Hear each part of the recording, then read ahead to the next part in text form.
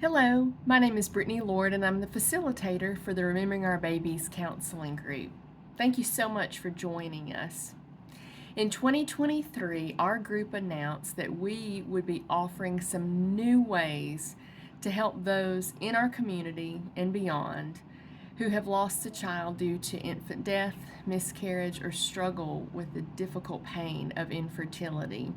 Some ways that we can come alongside you and share in your grief journey, and to provide some practical ways to help with the intense physical, emotional, spiritual, all the different ways that grief can affect us.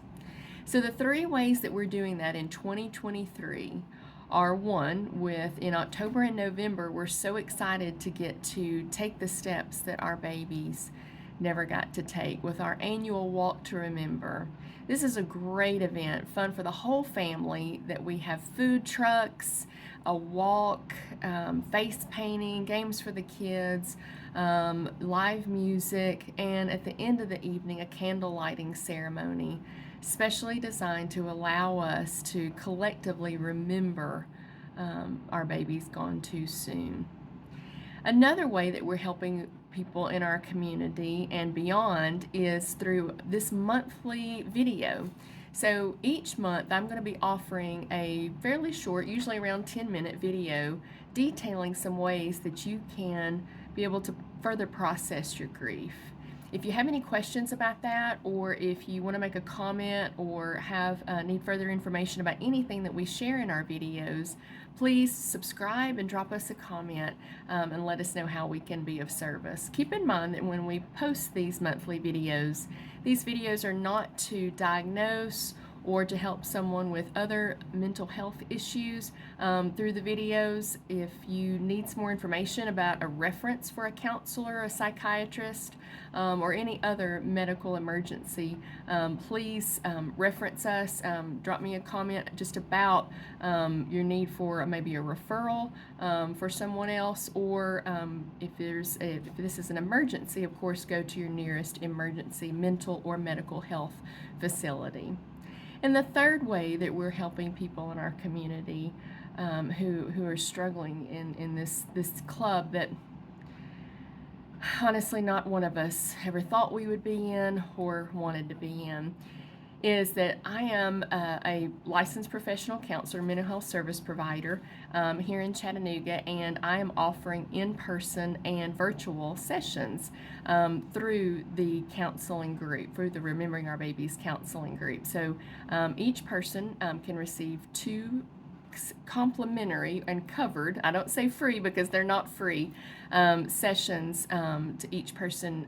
You just need to ask for more information. So please feel free to check us out on Facebook or to reply for this video, and we will be happy to get in touch with you and let you know how you can get your two complimentary individual sessions. And again, as long as you're sitting in the state of Tennessee, I can do those virtually, or you can come to my office and I can get you more information. So last month, we talked about in our video about Mother's Day. Therapists, these holidays like Valentine's Day, Mother's Day, Father's Day, these are so hard for so many people because, like for Mother's Day, and then for this month in June, now we have Father's Day. Maybe you have a strained relationship with your dad. Maybe you've lost your dad. He went too soon, or maybe not necessarily too soon. Maybe it was in the normal phases of life, but it's still really hard and really painful on that day. Maybe you and your significant other have tried to have a child and can't. Maybe you've lost a child. Maybe you have a strained relationship with your child. Who knows? But so many people struggle during these times, for Father's Day in this month in a couple of weeks, and last month in Mother's Day. What many times is a wonderful and momentous and a joyous day can often be a very difficult day when we're struggling in one way or another. Maybe you struggle in one of those ways that I just mentioned, or maybe every single one of them. But today I wanted to talk a little bit about instrumental versus intuitive grieving.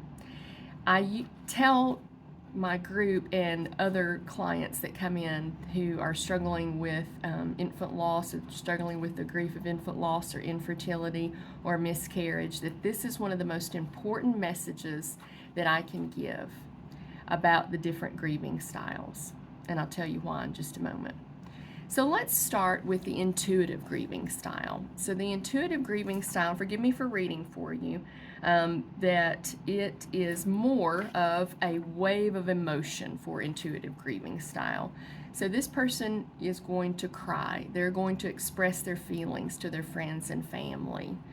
Emotion is going to be more talked about more than anything. You may notice a little bit more isolation, or they may reach out to other people. So what that's going to look like is more tearful self-expression moments, and that may mean to their significant other, that may be to friends, family, pouring their heart out in a journal, or pouring their heart out to God. Now, not always, but usually you'll find more women that have the intuitive grieving style. Again, not always, and we're not here to stereotype, but as a general rule, most women who struggle with grief, any type of grief, and especially the pain of infertility, infant loss, and miscarriage, will usually find themselves in the intuitive grieving style. Now, the instrumental grieving style is more of the doer. So they're going to be focusing on doing and actively responding to grief. So instead of maybe necessarily talking to others, their support system, their friends, their family, to God, or pouring themselves out in a journal, they're going to be doing things actively to be able to express their grief. Now, not always, again, we're not stereotyping, but as a general rule, you will find most men to use the instrumental grieving style in any type of grief, and this grief of losing a child to be no exception. So what that can look like for many men, and these are some examples that I've heard before, of a husband that a couple had lost a child, that he built a chicken coop. Maybe one husband I've heard of that started a GoFundMe page, or ran a race, or started an organization designed to fundraise for maybe the heart defects that the child had that they passed from. So what's important to note here that is, no matter what the grieving style may be, whether it's intuitive or instrumental, that there's no right or wrong way to grieve.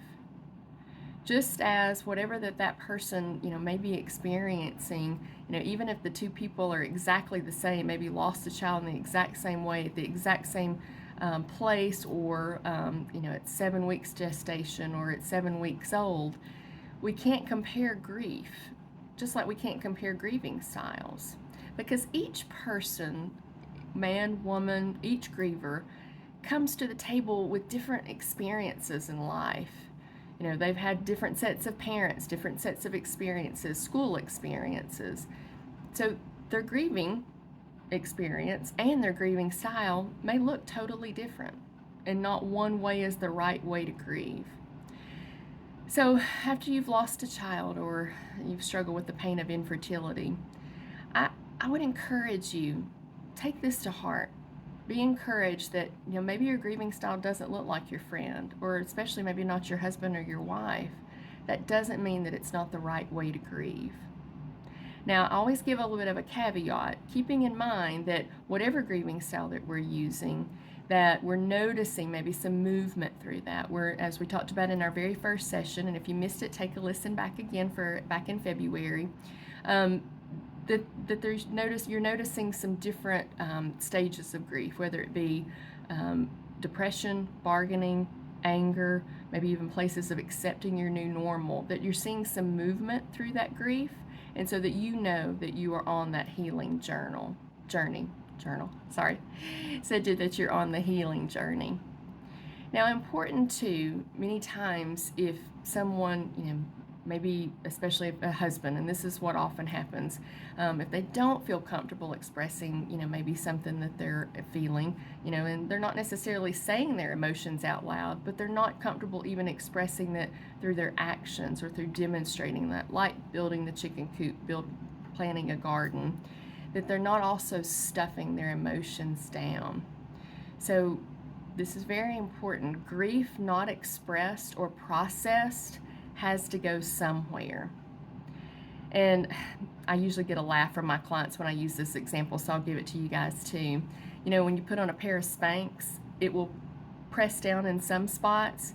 Well, it's going to maybe poke that out in others. Well, grief is no different. If we suppress it, it's going to come back out later.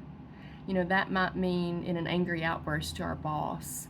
That might mean 10 years from now, maybe having a heart issue or a physical issue. You know, whether it's our brain, this is one organism, and it's something that's not expressed or processed through our minds may come out in a physical symptom elsewhere. So I would encourage you, whether you're an intuitive griever, you know, you're expressing your emotions, you're crying, you're pulling together your support system, family, friends, whoever that is, or you're an instrumental griever.